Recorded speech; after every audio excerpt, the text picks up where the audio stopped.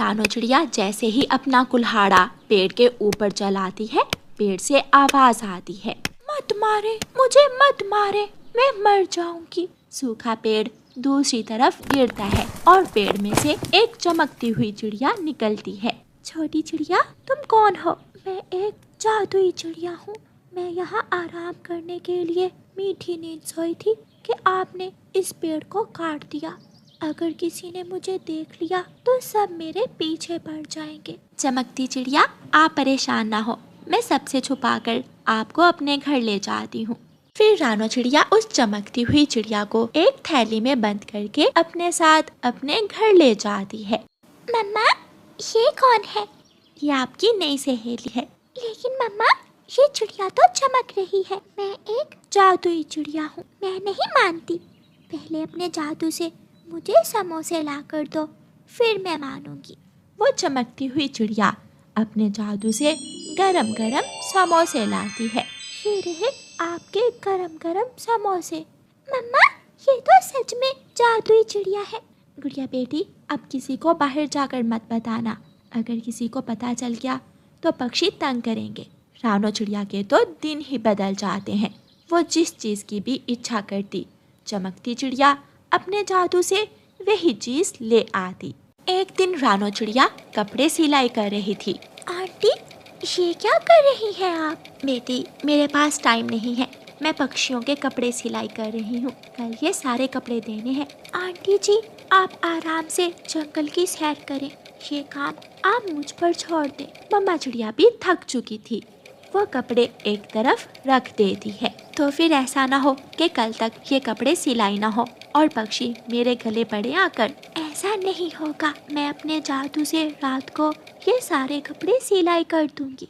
मम्मा चिड़िया जंगल चली जाती है।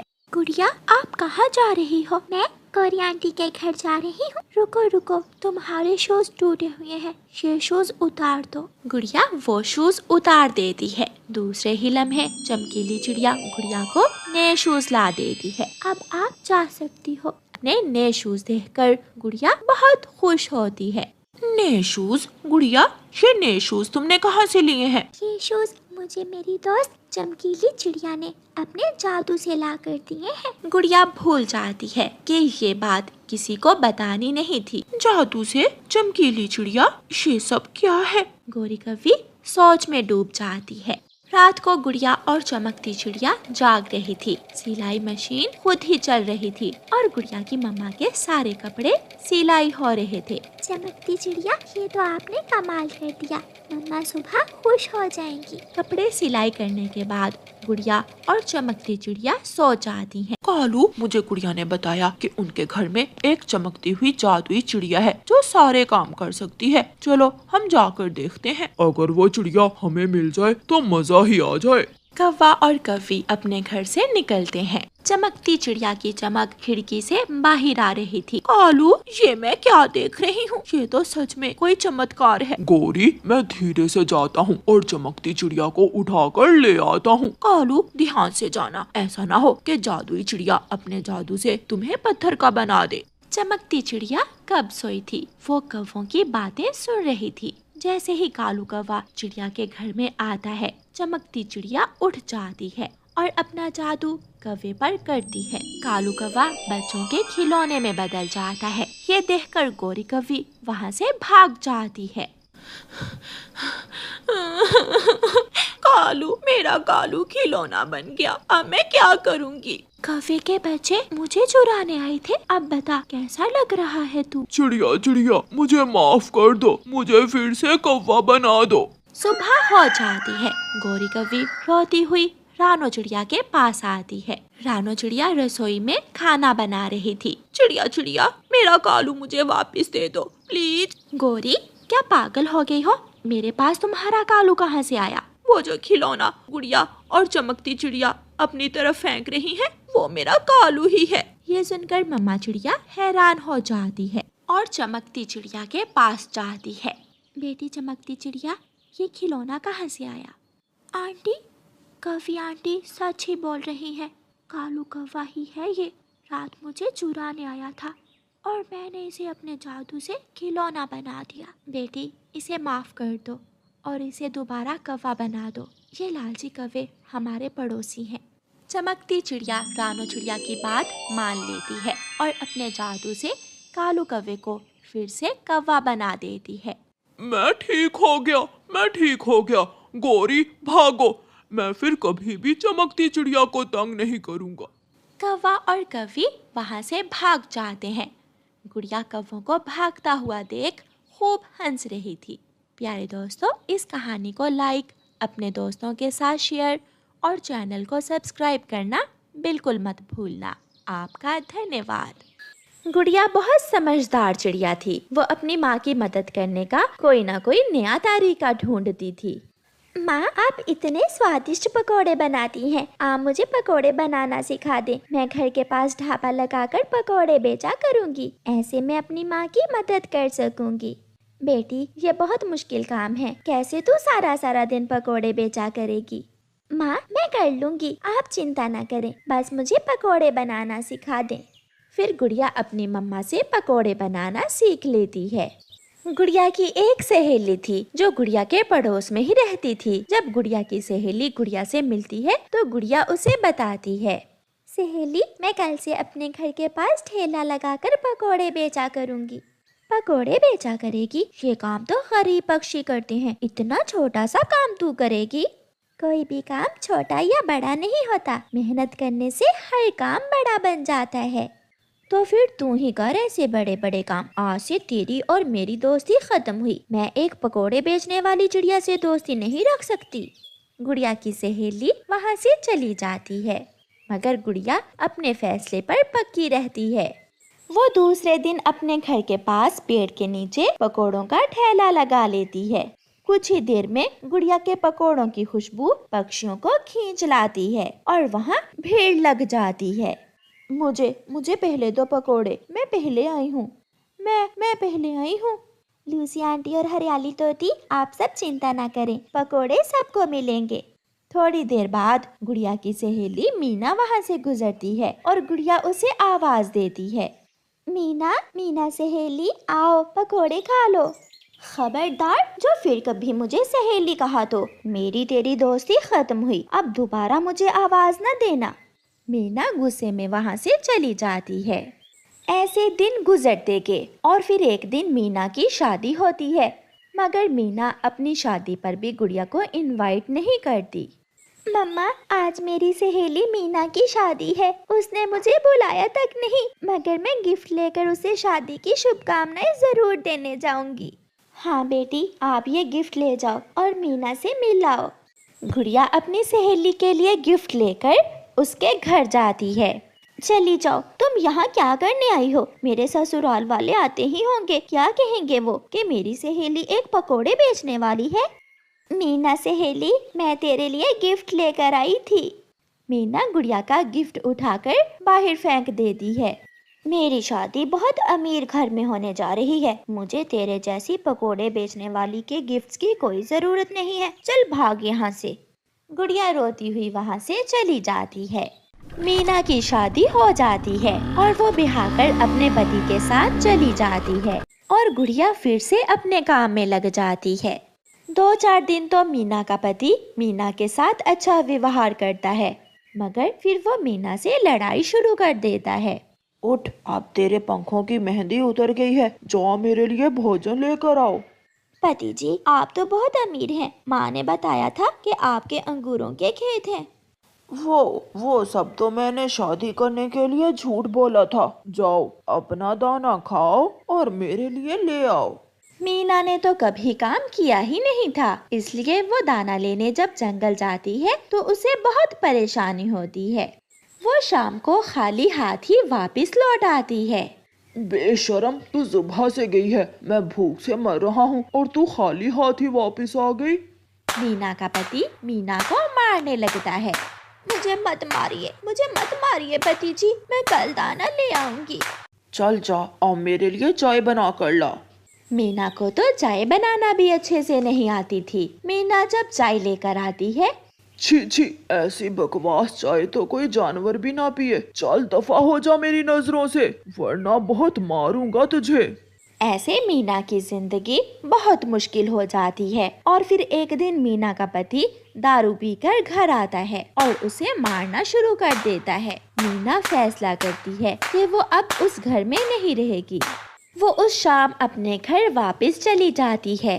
गुड़िया पकोड़े बना रही थी जब दोपहर के बाद मीना वहाँ आती है। मीना के चेहरे पर मार के निशान थे। मीना गुड़िया के पास आकर रोने लग जाती है।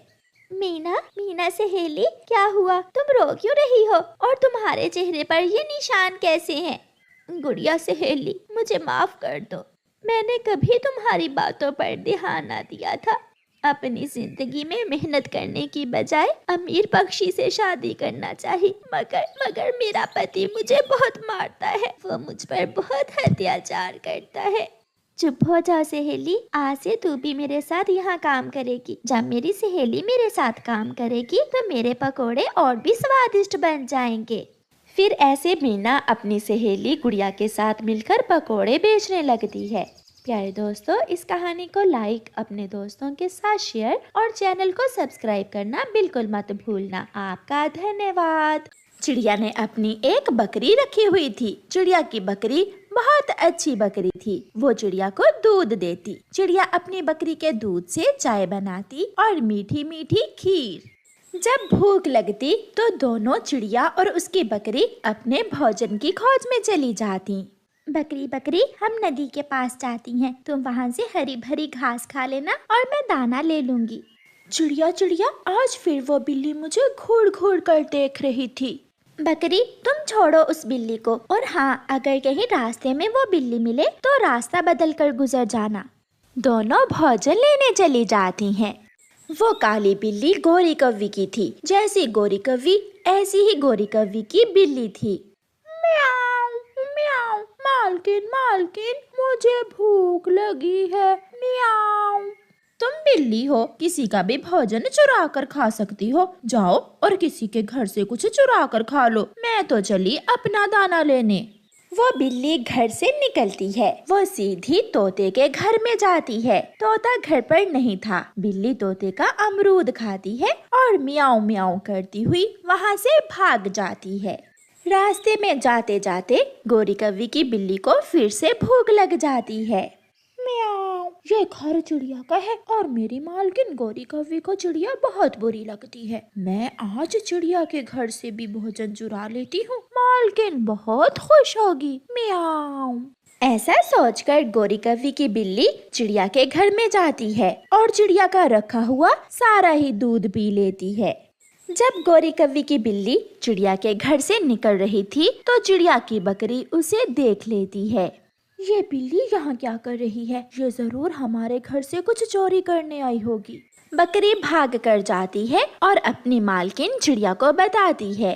मालकिन मालकिन चिड़िया, वो बिल्ली हमारे घर से निकल कर जा रही थी। मैंने उसे देखा है।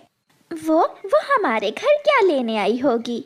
चिड़िया और बकरी जल्दी से घर जाती हैं। पी गई, वो दुष्ट बिल्ली मेरा दूध पी गई। आप अभी जाइए मालकिन और उस बिल्ली के मालकिन कव्वी को जाकर बताइए। चिड़िया गोरी कव्वी के पास जाती है। कव्वी, तुम्हारी ये बिल्ली मेरे घर से मेरा दूध पी कर आई है। इसे समझा लो। अगर दोबारा ये मेरे घर गई तो मेरी बकरी इसे बहुत मारेगी। अरे अरे, झूठ मत बोलो। मेरी बिल्ली तो सुबह से घर में ही है। मियाऊ मियाऊ, मालकिन मालकिन, ये चिड़िया झूठ बोल रही है। इसकी बकरी बहुत कमजोर है और ये मुझे देखकर जलती है, इसलिए तो ये मुझ पर झूठे इल्जाम लगा रही है। मियाऊ मियाऊ। तो ठीक है काली बिल्ली, अगर तुम दोबारा मेरे घर आई तो जिंदा बचकर वापस नहीं आओगी। चिड़िया चली जाती है। बिल्ली बिल्ली, सच बताओ, दूध किसने पिया था? म्याऊ, मैंने ही दूध पिया था मालकिन। म्याऊ। मुझे पता था ये काम जरूर मेरी शरारती बिल्ली का ही होगा। अच्छा, अब दोबारा उस चिड़िया के घर ना जाना, वरना वो चिड़िया तुझे रंगे हाथों पकड़ लेगी। म्याऊ, मैं भी आपकी बिल्ली हूँ, मैं कभी पकड़ी नहीं जाऊंगी। म्याऊ म्याऊ। मालकिन, अगर वो बिल्ली दोबारा हमारे घर आई तो मैं अपने सींग मार मार कर उस बिल्ली को मार दूंगी। नहीं बकरी, मैंने उस बिल्ली को सबक सिखाने के लिए उपाय सोच लिया है। चिड़िया अपने दूसरे पड़ोसी कबूतर के पास जाती है। कबूतर के पास एक कुत्ता था जिसका नाम टॉमी था। कबूतर भैया, क्या आप अपना टॉमी मुझे एक दिन के लिए दे सकते हो? हाँ चिड़िया, मगर मेरा टॉमी बहुत गुस्से वाला है। इसे चोरी पसंद नहीं है। ये अपनी चीजों की अच्छे से रखवाली करता है। कबूतर भैया, मुझे भी टॉमी से एक बिल्ली को पकड़ना है और मुझे विश्वास है टॉमी ये काम बहुत अच्छे से करेगा। चिड़िया कबूतर का टॉमी अपने घर ले जाती है। दूसरे दिन चिड़िया अपनी बकरी का दूध निकालती है और दूध निकालकर टॉमी के पास रख देती है। टॉमी, ये दूध कोई ना चुराए, मैं और मेरी बकरी बाहर जा रहे हैं। मालकिन, अब मजा आएगा उस बिल्ली की बच्ची को। ऐसे दोनों बकरी और चिड़िया वहाँ से चली जाती हैं। गौरी कव्वी की बिल्ली भी घर से निकलती है। उसके मुंह तो चिड़िया की बकरी का दूध लग चुका था। गौरी की बिल्ली सीधी चिड़िया के घर जाती है और इधर उधर देखकर चिड़िया के घर में घुस जाती है। दूध के पास बैठा हुआ टॉमी बिल्ली को देखकर गुस्से में आ जाता है और बिल्ली पर हमला कर देता है। फिर क्या था, बिल्ली आगे आगे और टॉमी पीछे पीछे। टॉमी बिल्ली को भगा भगा कर थका देता है। म्याऊ म्याऊ, मर गई। ये चिड़िया के घर में टॉमी कहाँ से आ गया? टॉमी, मुझे माफ कर दो, मैं फिर कभी चिड़िया के घर नहीं जाऊंगी। म्याऊ। ऐसे गौरी की बिल्ली को चिड़िया मजा सिखाती है। प्यारे दोस्तों, इस कहानी को लाइक, अपने दोस्तों के साथ शेयर और चैनल को सब्सक्राइब करना बिल्कुल मत भूलना। आपका धन्यवाद।